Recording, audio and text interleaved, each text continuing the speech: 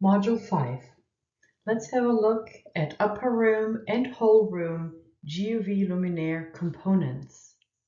Components of GUV luminaires, and by the way, luminaires is a fancy word for fixtures. So components include lamps, ballasts or driver, optical elements, and luminaire, also called fixtures, housing. And some of the housings have reflectors, baffles, and diffusers. They can all be slightly different.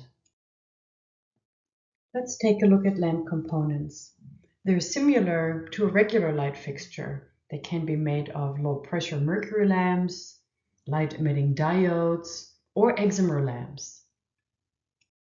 So component 2, ballasts or drivers, it's really again the same idea as a regular light fixture.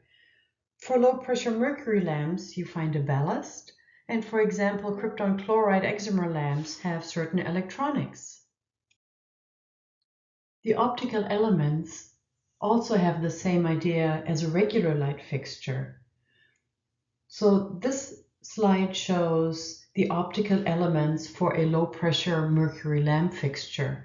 So here, the important part is to safely manipulate the lamp's UVC output upward and prevent exposure. So what this means is an optical element could be a parabolic reflector, a refractor, diffuser, louvers, baffles, a lens, or a combination. Optical elements for krypton chloride excimer lamps include diffused optics, or they can be clear optics. The lamp and the application determines the type of housing. On the left side, we see a typical low-pressure mercury lamp housing, and in the middle, we see krypton chloride housings, and on the right-hand side, LED lamp housings.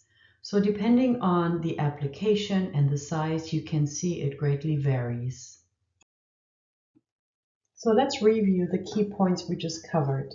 Most upper room and whole room fixtures have 4 components.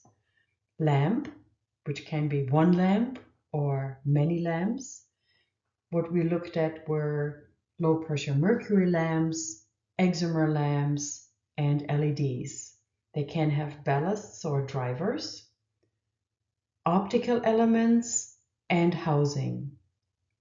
Different optical elements are used depending on lamp and application.